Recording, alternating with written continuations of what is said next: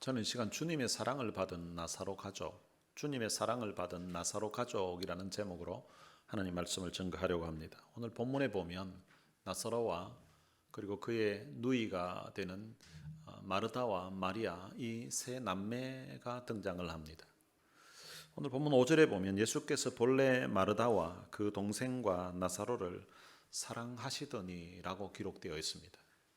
사도 요한이 쓴 성경이 여러 권 있는데요.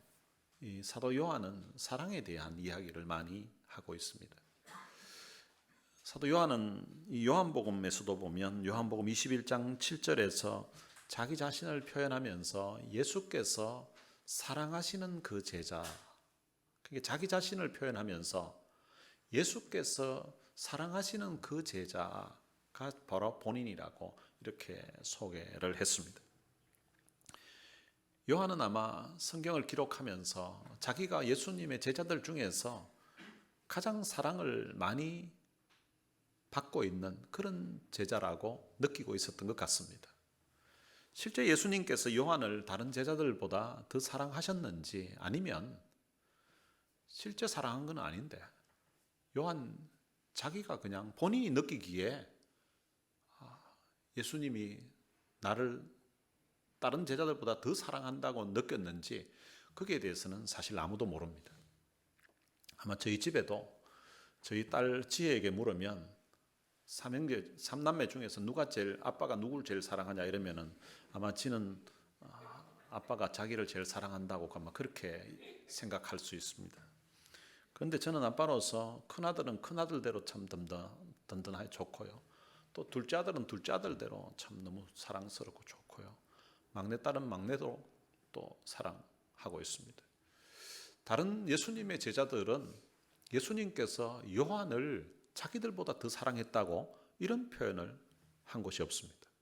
그런데 요한은 자기가 다른 제자들보다 예수님의 사랑을 더 받고 있다고 이렇게 표현한 것입니다.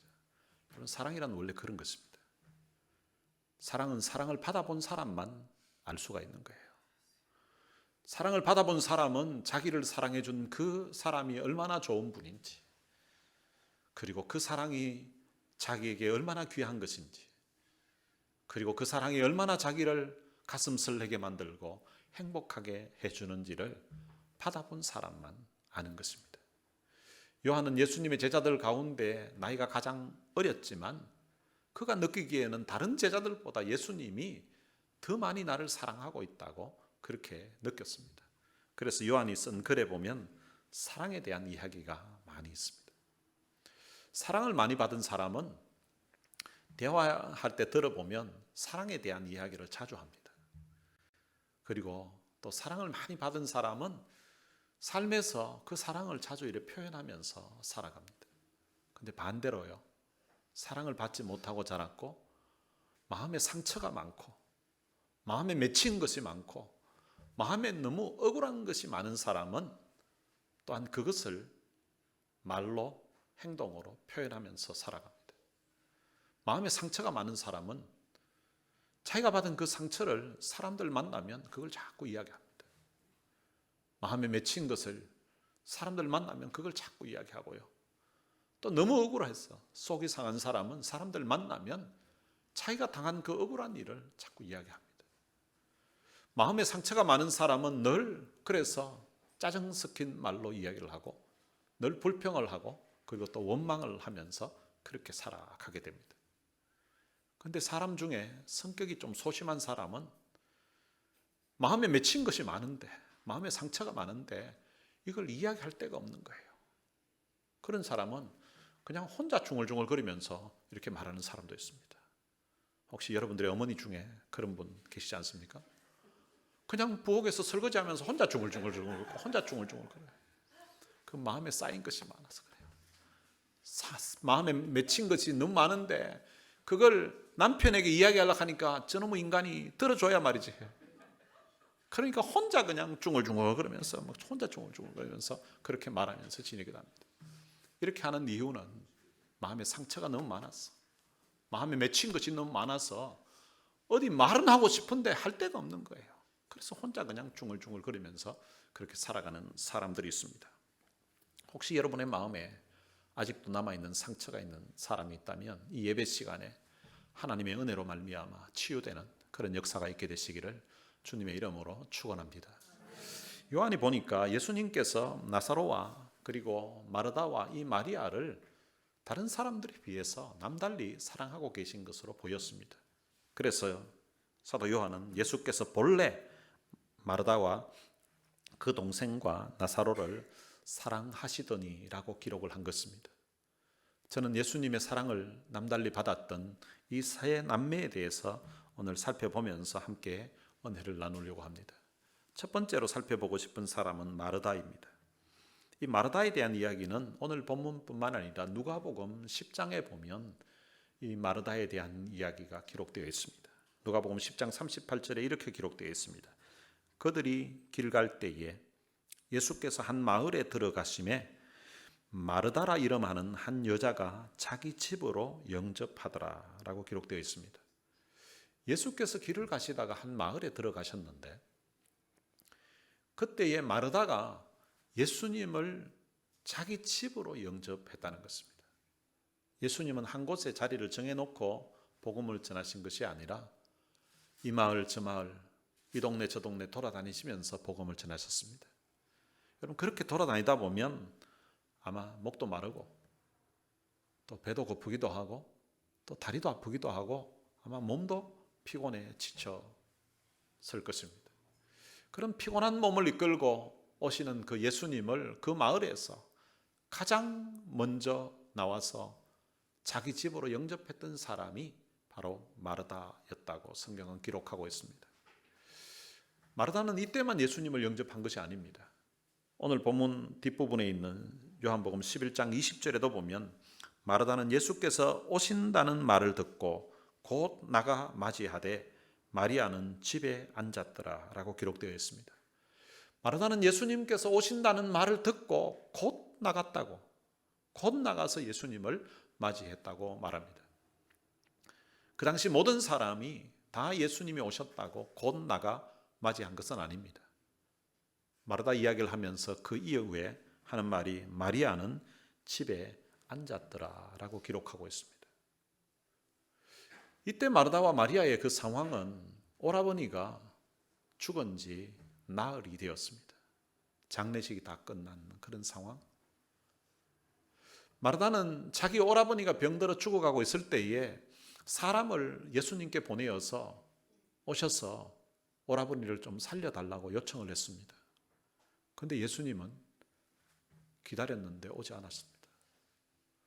예수님이 오시면 지금 자기 오라버니가 다 죽어가고 있지만 예수님만 오시면 나을 것 같은 그런 믿음이 그들에게 있었는데 그런데 예수님을 아무리 기다려도 오시지 않았고 예수님을 그 기다리던 중에 오라버니는 돌아가셨고 그러다가 장례식마저 끝나버린 상황. 오라버니가 죽고 나흘 뒤였습니다. 아버지처럼 의지하며 지내던 오라버니가 죽고 나흘이 되었습니다. 마르다는 그의 사랑하는 오라버니를 잃고 지금 어떻게 말로 다 표현할 수 없는 큰 슬픔에 처해 있는 그런 상황입니다. 지금 말할 수 없는 아픔과 슬픔 가운데 마르다는 있습니다. 그때 예수님이 오신다는 소식을 들었습니다. 여러분 같으면 어떻게 하겠습니까? 마르다 다음에 마리아는 집에 앉아 있었다고 말합니다. 전 사실 이 마리아가 더 이해가 됩니다. 예수님이 조금만 빨리 오시면 먼 곳도 아닌데 조금만 빨리 오시면 이 오라버니가 안 죽을 건데 예수님 빨리 좀 오시라고 사람을 보냈는데도 예수님이 오지 않으셨습니다. 먼 곳에 계신 것도 아닌데 조금만 일찍 오셨으면 아버지처럼 의지하던 그 오라버니가 안 돌아가셨을 건데 그런데 예수님이 오지 않은 거예요. 마음에 섭섭한 마음 먹겠습니까? 전 차라리 마리아가 이해가 돼요. 오시기나 말거나 오락할 때는 안 오고 이제 오셔가지고 너무 마음이 상해서 어쩌면 마리아는 주님이 오신다는 그 말을 듣고서도 마리아는 집에 그 자리에 앉아 있었을 수도 있습니다. 그런데 마르다는 그런 상황인데도 예수님을 기다렸던 그 기대, 오라버니가 기다리다가 돌아가셨던 그 마음의 말로 표현할 수 없는 슬픔, 그런 상황을 다 안고 있음에도 불구하고, 그런데 예수님이 오신다는 그 말을 듣고 곧 나가 맞이했다는 것입니다. 여러분, 곧 나가 맞이했다는 것은 예수님이 오신다고 하니까 생각하고 뭐 이런 게 안 했다는 거죠. 뭐 섭섭하고 이런 게 아니라 예수님이 오신다고 하니까 그냥 자동적으로 그냥 주님이 오신다고 하면서 그냥 달려나가는, 이게 바로 곧 나가 맞이했다는 의미입니다. 그럼 누군가를 맞이해서 자기 집으로 영접한다는 것은 사실은 이게 간단한 일이 아니에요. 누가복음 10장에도 보면 이 마르다는 예수님을 집으로 영접하고 예수님을 위해서 음식을 준비하였다고 기록되어 있습니다. 그리고 오늘 본문 이후에 요한복음 12장에도 보면 이 마르다는 집에서 예수님을 위해서 잔치를 하였다고 기록하고 있습니다. 여러분, 잔치를 하면 요즘처럼 뭐 캐터링 할 수 있는 구조가 아니잖아요. 집에서 음식을 했다는 거죠. 누가복음에서도 마리아는 일을 했었고, 그리고 요한복음에서도 마리아는 일을 하고 있었다는 거죠. 음식을 만드느라고. 근데 다 같이 일을 했는가? 그렇지 않아요. 나사로는 예수와 함께 앉은 자 중에 있더라. 제 생각에는 나사로는 죽었다 살아난 사람이잖아요. 그러면 예수님 위해서 지금 나사로가 살아났다고 잔치를 하는데, 그러면 나사로가 지가 죽었다고 살아났으니까 자기가 예수님을 위해서 음식도 하고 뭐 나무라도 불 뗄 것 없나 하고 뭐 무거운 거 들 거 없냐 하고 자기가 제일 서둘러야 될 것 같은데, 그런데 이 인간은 그냥 예수와 함께 앉아 있는 자 중에 있다라고 이렇게 말하고 있습니다. 그런데 이 마르다는 오라버니 살아났다고 집에서 잔치를 하는데 음식을 하고 있다는 것입니다. 누가가 보았을 때에도, 그리고 요한이 보았을 때도 이 마르다는 예수님을 영접하고 예수님을 위해서 음식 만드는 그 모습이 늘 보였던 것 같아요. 그럼 누군가를 집으로 초청해서 음식을 만들어서 대접하려고 하면 많은 수고를 해야 됩니다. 사실 바깥에서 식사 대접을 하려고 해도요, 일단은 식사 대접을 하려고 하면 내가 시간이 나야 되고, 그리고 또 식사 대접할 이 돈의 여유가 있어야 되고요. 그리고 또 대접하고 싶은 마음이 있어야 그게 가능합니다. 그런데 바깥에서 대접하는 거하고 집에서 대접하는 거, 이게 좀 차이가 납니다. 집에서는 하려고 하면 집 청소부터 해야 됩니다. 뭐 평상시에 늘 집을 깨끗하게 있는 사람은 괜찮지만 늘 깨끗하게 있는 사람이 사실은 그렇게 많지는 않잖아요. 그러면 음식하는 것보다 집 청소하는 게 더 힘든 경우도 있어요. 또 집이 괜찮잖아요. 그러면은 집 자랑하려고 그냥 또 오시라고 이렇게 할 수도 있는데, 집이 또 너무 누추하면 사실은 집에 모시고 대접하고 싶은데 집이 너무 누추해서 그런 부담도 있을 수 있습니다. 그런데 이 마르다는 예수님을 자기 집으로 영접해서 음식을 만들어서 식사를 대접했다는 것입니다. 여러분, 교회에서 식사 당번을 하시는 분들도 마찬가지입니다. 어떤 때는요, 자기가 먹을 밥도 하기 싫을 때가 있습니다. 우리 여자분들 대부분 그렇죠. 내가 먹는 밥인데도 이거 누가 좀 차려줬으면, 그래서 남이 차려주는 밥은 다 맛있다고 이렇게 이야기하시는 분도 있습니다.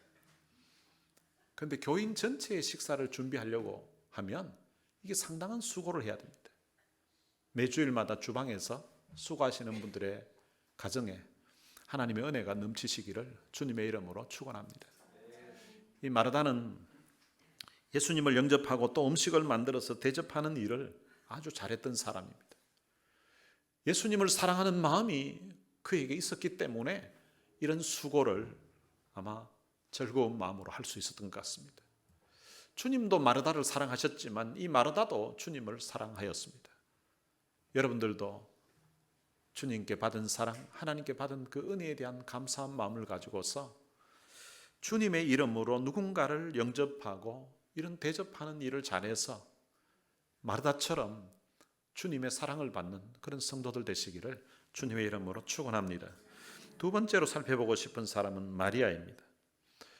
마리아에 대해서는 오늘 본문 2절에서 이렇게 설명하고 있습니다. 이 마리아는 향유를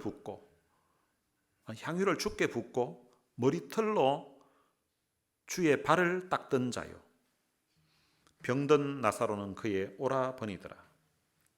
마리아는 향유를 주께 부었다라고 이렇게 말씀하고 있습니다. 그리고 머리털로 주의 발을 닦았다고 이렇게 표현하고 있습니다. 성경에 예수님께서 기념하라고 하신 적이 딱 두 번 있습니다. 한 번은 누가복음 22장 19절에 나오는데요.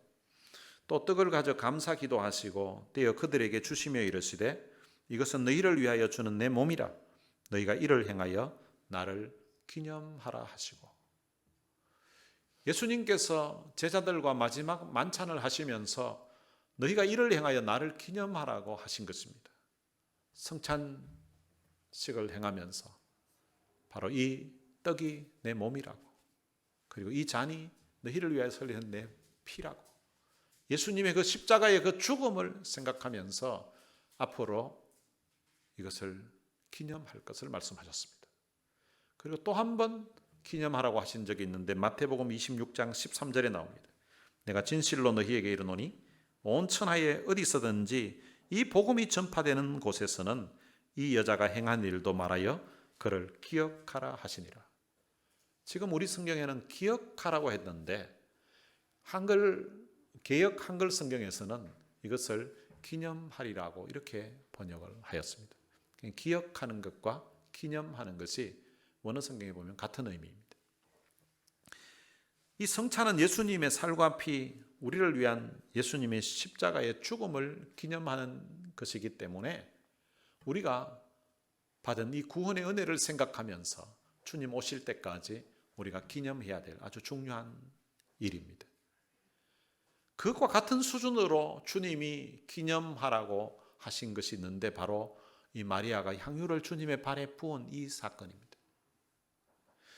주님이 아마 그 마리아가 향유를 자기 발에 붓는 그 상황을 보면서 너무나 큰 감동을 받으셨던 것 같아요.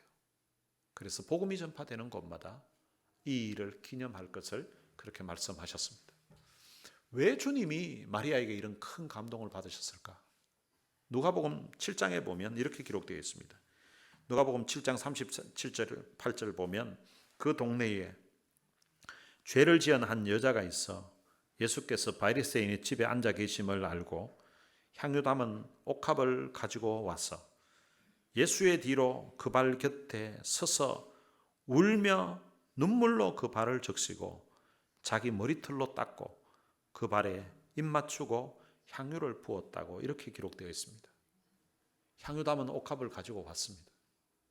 그리고 예수님의 뒤로 가서 그 발 곁에 서서 울고 있습니다. 눈물로 예수님의 발을 적셨다고 합니다. 여러분, 눈물 도대체 얼마나 흘리셨길래 그 눈물로 예수님의 발을 적셔서 그리고 자기 머리털로 예수님의 발을 닦았습니다. 눈물을 그만큼 흘렸다는 것도 너무 놀라운 일이고 머리털로 예수님의 발을 닦았다는 것입니다. 그 당시는 주로 샌들을 신고 다녔기 때문에 이렇게 돌아다니다 보면 발에 먼지가 많이 앉아 있습니다. 눈물로 마치 발을 씻기 위해서 물을 붓는 것처럼 눈물로 적시고 그리고 머리를 풀고 예수님의 발을 닦았다는 거죠. 그 당시 여인들이 머리를 풀었다는 것은 자기의 자존심 다 내려놓았다는 뜻입니다. 그리고는 예수님의 발에 입을 맞추었습니다. 그리고 향유를 부었다라고 이렇게 말합니다. 마리아는 옥합을 깨뜨리고 그리고 그 향유를 예수님께 부어드린 것입니다. 그 당시 향유는 마음만 먹으면 언제든지 현금으로 바꿀 수 있는 물건이었다고 합니다. 마치 지금의 금과 같이 그냥 현금으로 바꾸어서 통용할 수 있는 그런 것이었습니다. 이 여인이 부은 향유의 가치가 얼마가 되는가 성경은 기록하기를 300데나리온 정도 된다고 말하고 있습니다. 1데나리온은 그 당시 노동자들의 하루 품삯입니다. 여러분 지금 미국 우리가 살고 있는 이 캘리포니아의 하루 품삯 한 얼마 정도 될까요? 시간당 요즘 거의 뭐 한 20불은 되잖아요. 그러면은 8시간 일해도 160불이에요. 그 당시는 우리는 지금 8시간 하면 하루 풀타임인데 근데 그 당시에는 12시간을 해야 풀타임으로 해당됐습니다. 뭐 그렇게까지 안 하더라도 우리 식으로 계산해도 하루 한 160불 정도로 계산하면 300데나리온 같으면 300일을 일했다는 거예요. 300일 곱하면은 48,000불 정도가 됩니다. 여러분 48,000불을 내 손에 통장에 그냥 모으려고 하면 그 당시로서는 1년 365일 중에 안식일 52일 빼고 그리고 절기 빼고 뭐 이러면은 일할 수 있는 날이 한 300일 정도 되는 거예요. 1년 동안 돈을 벌어서 한 푼도 안 쓰고 모아야 한 48,000불 정도가 되는 것입니다. 여러분 1년 동안 살면서 한 푼도 안 쓸 수는 없잖아요. 뭐 이것저것 쓰고 이렇게 해서 용돈 쓰고 뭐 음식값 쓰고 뭐 이것저것 쓰고 나서 모은 돈이 한 48,000불 모으려고 하면 몇 년을 모아야 48,000불 캐시를 모을 수 있을까요? 마리아의 나이가 얼마인지 모르지만 아직 결혼하지 않은 것으로 봐서 어쩌면 자기가 일할 수 있는 그때부터 일을 해서 모으고 또 일을 해서 모은 자기의 전 재산일 수 있습니다. 자기가 가진 그 전부를 예수님께 가지고 와서 옥합을 깨뜨려서 예수님의 발에 부은 것입니다. 이러한 여인의 행동이 왜 이렇게 했을까? 주님께 받은 그 사랑, 주님께 받은 그 은혜, 자기같이 참 범죄하며 살았던 그 허물 많은 인생을 주님이 다 용서해 주시고 새 인생 살도록 해주셨던 그 주님의 은혜가 너무 커서 용서받은 그 은혜가 너무 감격스러워서 아마 이렇게 했을 것입니다. 마리아는 죄사함 받은 그 은혜가 너무 감사해서 주님 앞에 나와서 하염없이 눈물을 흘린 것입니다. 그 은혜가 너무 커서 이 여인은 자기가 가진 전 재산인 그 향유를 주님께 가져와서 그것을 깨뜨려서 주님의 발에 부은 것입니다. 자기와 같은 죄인을 용서하신 그 주님의 놀라운 사랑, 그 놀라운 은혜를 경험했기 때문에 그 받은 사랑에 대한 감사로, 그 받은 은혜에 대한 감격한 마음으로 이렇게 한 것입니다. 이 여인은 향유를 주님께 드리려고 가지고 오면서도 근데 주님 만나자마자 하염없이 눈물을 흘리고 있습니다. 이렇게 눈물을 흘렸던 이유는 주님께 받은 그 용서의 은혜가 너무 컸기 때문이라고 성경은 알려주고 있습니다. 아마 이 여인의 마음 속에 이런 고백이 있을 것입니다. 주님, 내가 가진 전부인 이 향유를 주님께 부어드립니다. 그러나 이것은 제가 주님께 받은 은혜에 비하면 아무것도 아닙니다. 이 세상에서 가장 불쌍한 사람이 있다면 그것은 구원의 은혜를 모르는 사람입니다. 예수 믿지 못하고 구원의 은혜를 모르는 그런 사람이 이 세상에서 가장 불쌍한 사람이라고 생각합니다.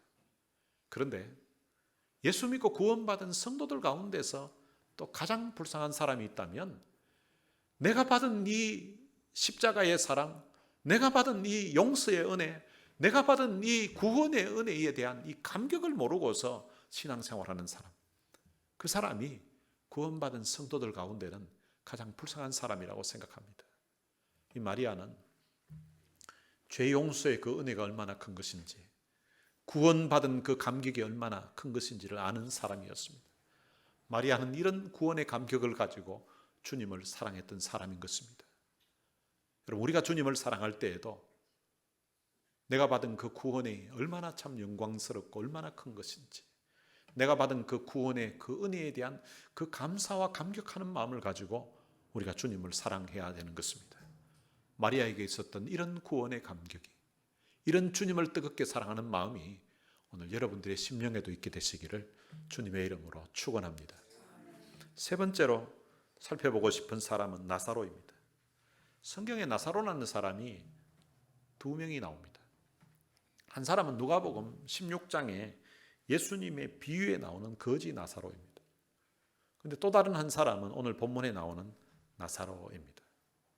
이 나사로는 오늘 1절에 보면 베다니에 사는 나사로라고 기록하고 있습니다. 이 나사로는 주님이 사랑하시던 자였다고 말씀합니다.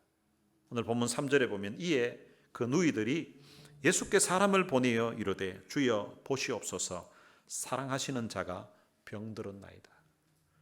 나사로가 병들어 죽어갈 때에 그의 누이들이 예수님께 사람을 보냈습니다.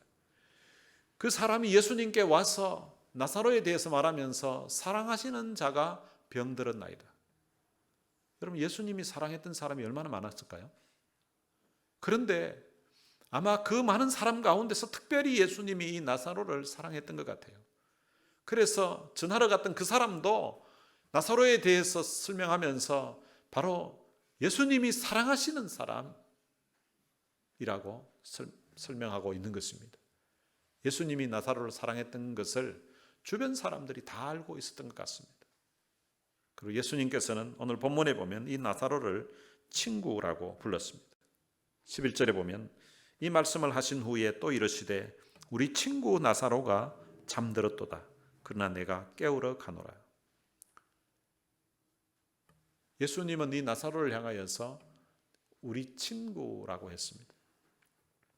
그런데 예수님이 나의 친구라고 하지 않고 우리 친구라고 한 것을 보면 이 나사로는 예수님에게도 좋은 친구였을 뿐만 아니라 예수님의 제자들에게도 아주 좋은 친구였던 것 같습니다. 그래서 예수님이 우리 친구라고 말하고 있습니다.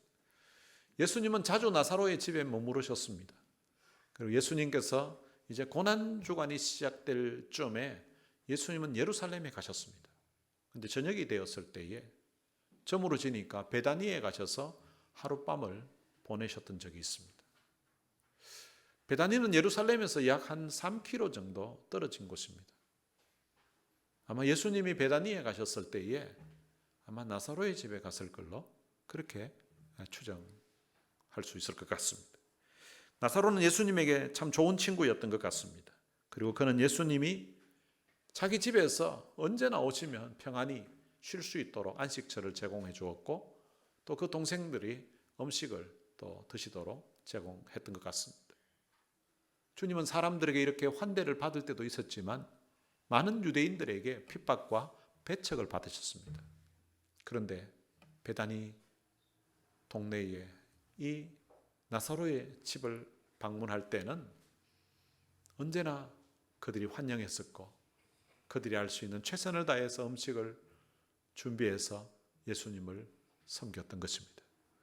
나사로의 이름 뜻이 무엇인가 하면 하나님이 도우셨다, 하나님의 도움이라는 뜻을 가지고 있습니다. 저의 이름 뜻하고 똑같은데요. 제가 보천인데 도울 보자 하늘 천자, 하늘이 도왔다는 그런 뜻을 가지고 있습니다. 하늘이 도우셨다. 또 하나님의 도움 이런 의미를 가지고 있습니다.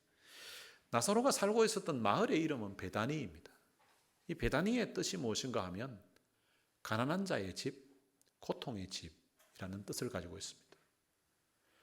여러분 이름 뜻이 베다니, 가난한 자의 집, 고통의 집이니까 아마 그 베다니에 사는 대부분의 사람들이 가난하고 그리고 고통 가운데 있는 그런 사람들이 살았을 것 같습니다.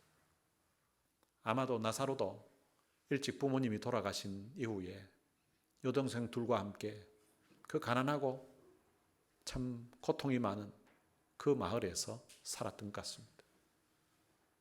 그냥 추정되기로는 나사로의 부모님도 아마 형편이 어려웠을 것 같아요. 부자였으면 자식들에게 재산 많이 물려주고 갔으면 그 가난하고 형편이 어려운 그 동네에 안 살았을 거 아니에요. 아마 이 나사로의 부모님도 참 어려운 형편 가운데 살면서 그런 가운데 첫 아들이 태어나니까 나는 참 가난하고 어려운 가운데 살았지만 내 자식은, 이 아들은 하나님의 도움 받아서 잘 살았으면 하는 그런 기대하는 마음을 가지고 이름을 하나님의 도움, 나사로라고 이름을 지었을 것으로 생각합니다. 나사로는 그 이름 뜻과 같이 가난한 가운데 살았지만 하나님의 도움으로 그의 인생에 예수님 만나서 예수님으로부터 한없는 사랑, 한없는 은혜를 받으면서 살게 되었습니다.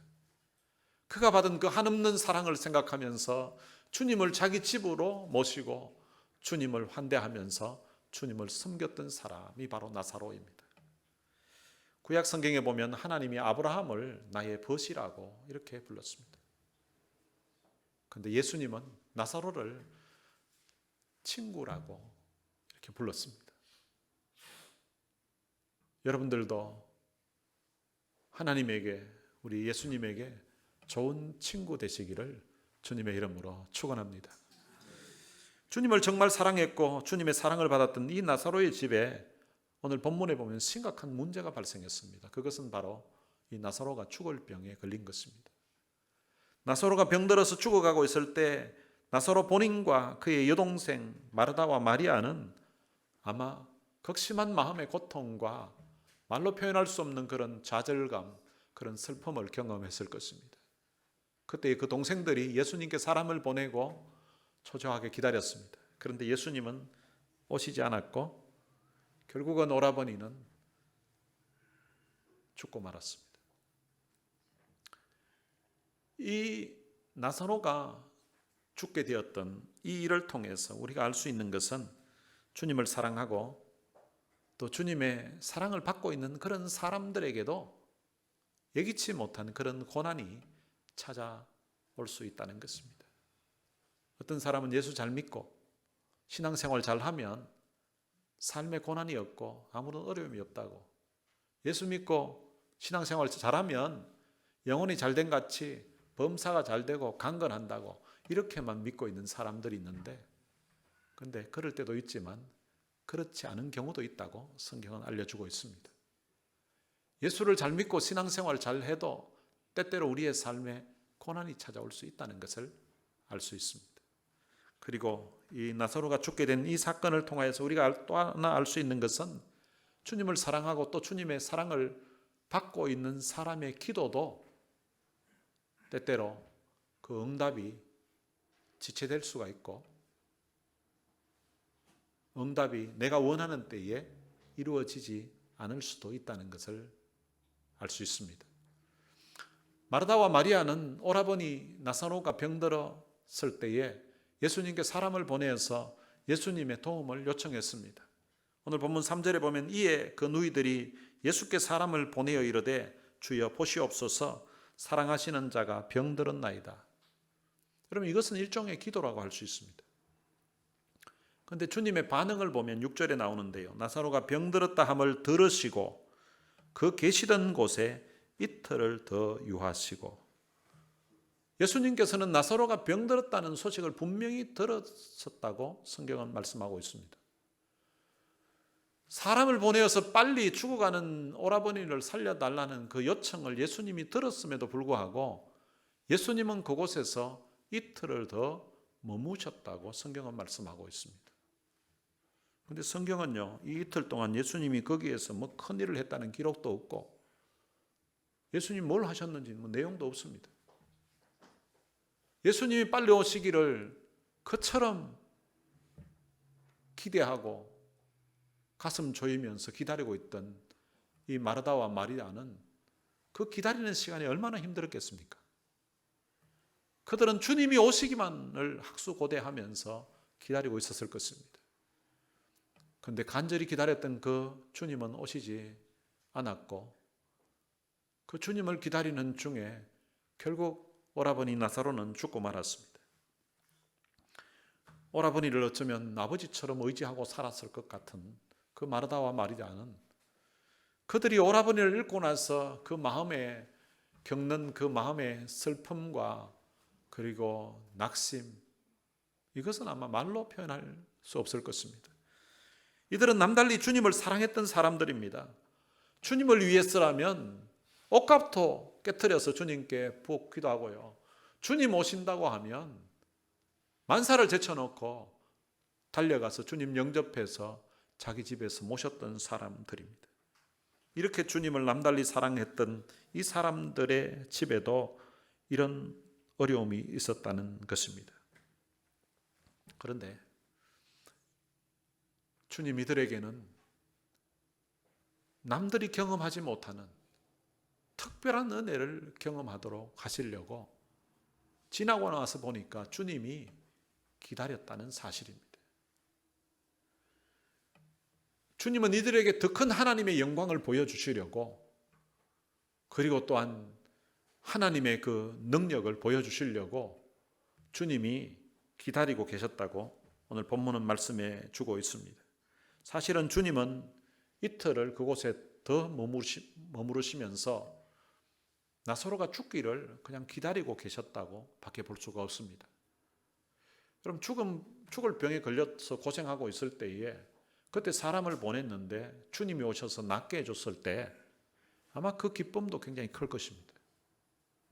그런데 죽었다가 나흘이 되어서 다시 죽었다가 살아난 그 기쁨과는 아마 비교할 수 없을 것입니다.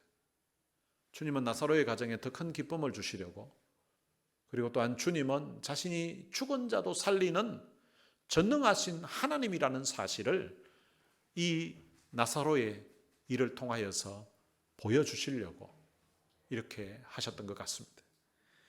로마서 8장 28절에 보면 이런 말씀이 있습니다. 우리가 알거니와 하나님을 사랑하는 자, 곧 그의 뜻대로 부르심을 입은 자들에게는 모든 것이 합력하여 선을 이루느니라.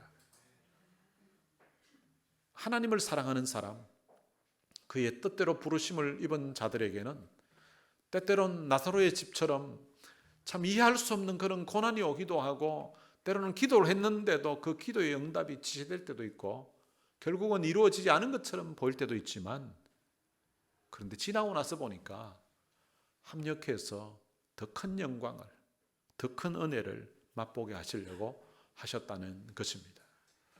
나사로와 마르다 그리고 마리아는 정말로 주님을 남달리 사랑했던 사람입니다. 그렇게 남달리 사랑했더니 주님께서 그 가정에 남들이 경험하지 못하는 이런 놀라운 죽은 오라버니가 살아나게 되는 이런 은혜를 그 가정에 베풀어 주신 것입니다. 오늘 본문에 나오는 이 나사로와 마르다 마리아처럼 여러분들도 주님께 받은 그 귀한 사랑, 귀한 은혜를 생각하면서 주님을 뜨겁게 사랑할 수 있게 되시기를 바랍니다. 그래서 남달리 주님을 뜨겁게 사랑함으로 말미암아 또한 주님으로부터 남다른 그 귀한 사랑을 여러분들의 삶 가운데서 맛보면서 여러분들의 삶을 주님을 위해서 아름답게 헌신하며 살게 되시기를 주님의 이름으로 축원합니다. 오늘 들은 말씀 생각하면서 찬양을 같이 한 곡 부르겠습니다. 사랑합니다 나의 예수님이라는 찬양입니다. 사랑합니다 나의 예수님, 사랑합니다 아주 많이요. 사랑합니다 나의 예수님, 사랑합니다 그것뿐이에요. 이렇게 우리가 주님을 사랑한다고 고백하면 주님이 또한 우리들에게 사랑한다 아들아, 내가 너를 잘 아노라. 사랑한다 내 딸아, 내게 축복 더하노라. 아마 이렇게 말씀해 주실 것 같습니다. 오늘 들은 말씀 생각하면서 우리 주님께 받은 그 귀한 은혜를 생각하면서 주님을 향한 사랑의 고백 함께 이 찬양을 통해서 할 수 있게 되시길 바랍니다.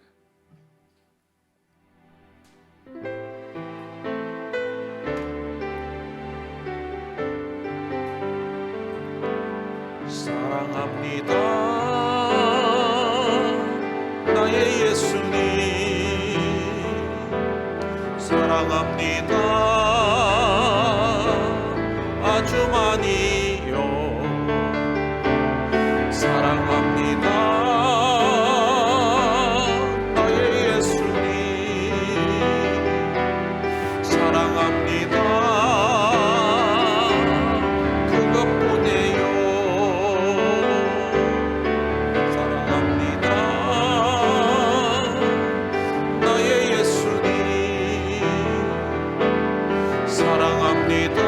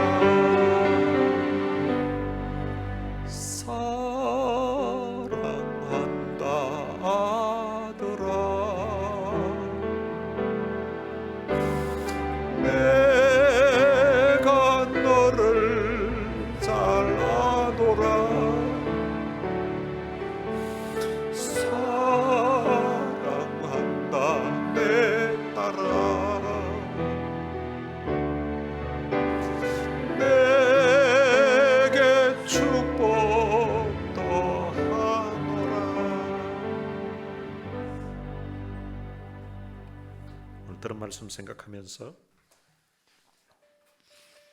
오늘 본문에 나오는 이 나사로, 마르다, 마리아, 사실 이런 사람들이 주님의 사랑을 많이 받아서 참 그 주님의 사랑에 감격하면서 살지만 사실은 이때는 예수님이 십자가에 돌아가시기 전입니다. 근데 예수님은 오늘 우리를 사랑하셔서 우리의 죄를 친히 담당하시고 십자가에 우리를 위해서 돌아가셨습니다.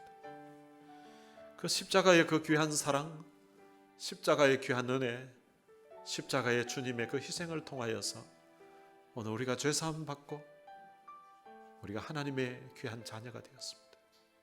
우리가 영원한 생명을 받게 되었습니다. 사실은 이 나사로, 마르다, 마리아가 받았던 이 은혜보다도 우리는 더 큰 사랑, 더 큰 은혜를 받은 사람들입니다. 오늘 이 은혜에 대한 감사하는 마음이, 이 은혜에 대한 감격하는 마음이 오늘 우리의 가슴에 있어야 되는 것입니다. 우리가 이렇게 주님 앞에 나와서 예배 드리는 것도 사람들 체면 때문에 와서 예배 드리는 것이 아니라 나 같은 죄인 위해서 하나님이신 그분이 이 땅에 사람으로 오셔서 내 죄 담당하시고 십자가에 돌아가신 그 주님의 사랑, 그 주님의 은혜에 대한 감사와 감격하는 마음으로 우리가 이렇게 와서 예배하는 거고요.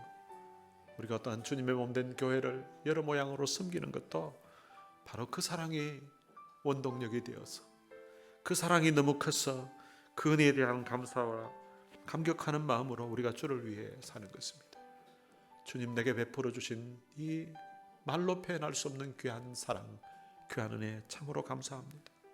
오늘 본문에 나오는 이들이 정말로 주님 뜨겁게 사랑하며 그의 마음과 그의 삶을 드렸던 것처럼 나도 내 생에 정말로 주님 뜨겁게 사랑하면서 살겠습니다. 주님께 받은 이 귀한 은혜 생각하면서 주님 앞에 예배하고 이 사랑 전하면서 주님의 몸된 교회를 위해서 수고하며 헌신하며 살겠습니다 라는 그런 결단의 기도를 이 시간 같이 드렸으면 좋겠습니다. 들은 말씀 생각하면서 다 같이 통성으로 기도하시겠습니다. 살아계신 아버지 하나님, 은혜를 감사합니다. 많은 사랑 가운데 저희들을 선택해서 하나님의 귀한 자녀 삼아주시고 오늘 이날도 주님 앞에 저희들을 부르셔서 하나님 앞에 예배드리던 중에 주님 우리를 위한 귀한 사랑이 얼마나 큰 것인지 귀한 말씀 통해서 깨닫게 해주시고 말씀 통해서 은혜 주신 것을 감사합니다. 살아계신 아버지 하나님, 오늘 땅에서 동안에 마리아와 마르다에게 있었던 이런 감격하는 마음 오늘 주님 내 마음에도 있게 해주시고 나사로에게 있었던 이런 주님 놀라운 감격 주님 내 마음에도 있게 해주시기를 원합니다. 살아계신 아버지 하나님,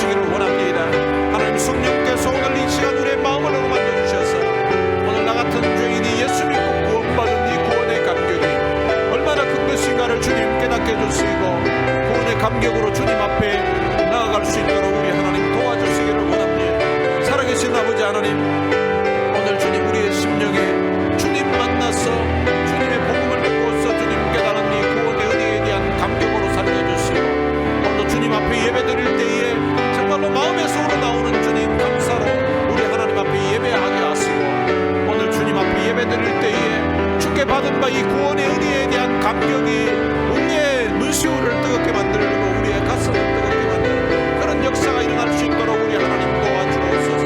오늘 이 말씀이 또한 우리의 마음에 주님 위로가 되게 하시고 이 말씀이 또한 은혜가 되게 해주셔서 하나님 주님의 사랑을 받았던 이 나사로의 주님 가족처럼 오늘 우리들도 주님의 사랑을 받았사 하나님 어쩌면 나사로가 받았던 나사로의 주님 그 가족이 받았던 그 사랑보다 오늘 우리는 더 큰 주님의 그 십자가의 사랑 십자가의 은혜를 주님 우리가 주님 받았는데 이 은혜에 대한 감사와 이 은혜에 대한 감격이 오늘 우리의 가슴에서 식지 않게 해주시고 하나님 주님 앞에 나오는 이 사실이 오늘 주님 우리의 삶의 주님 기쁨이 되게 하시고 오늘 은혜가 되게 하시고 축복이 되게 하여 주시옵소서. 오늘도 주님 성도들의 마음에 이 구원의 기쁨과 즐거움이 회복되게 해주시고 사랑합니다 나의 예수님 함께 부르는 이 찬양이 내가 받은 그 귀한 주님의 사랑 주님의 은혜에 대한 우리의 고백이 되게 하시고 또한 주님 그 고백을 들으셨던 우리 주님이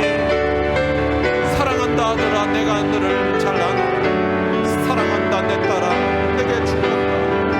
오늘 주님 이 위로의 음성 오늘 우리의 마음에 들려지는 은혜의 시간 되게 해주셔서 감사합니다. 이 은혜에 대한 감사로 이 은혜에 대한 감격 오늘 주님 우리의 남은 삶을 주를 위해 살게 하시고 주님 기쁘시게 하는 그런 은혜의 삶이 우리의 삶에서 지속될 수 있도록 은혜를 주옵소서. 주님이 교회를 축복해 주셔서 이 교회에서 신앙생활을 우리 모든 성도들의 가슴을 씌워드리고 이 구원의 은혜에 대한 주님 벅찬 감사 벅찬 감격으로 주를 기쁘시게 하며 살 수 있도록 은혜를 베풀어 주옵소서. 살아계신 하나님 아버지 은혜를 감사합니다.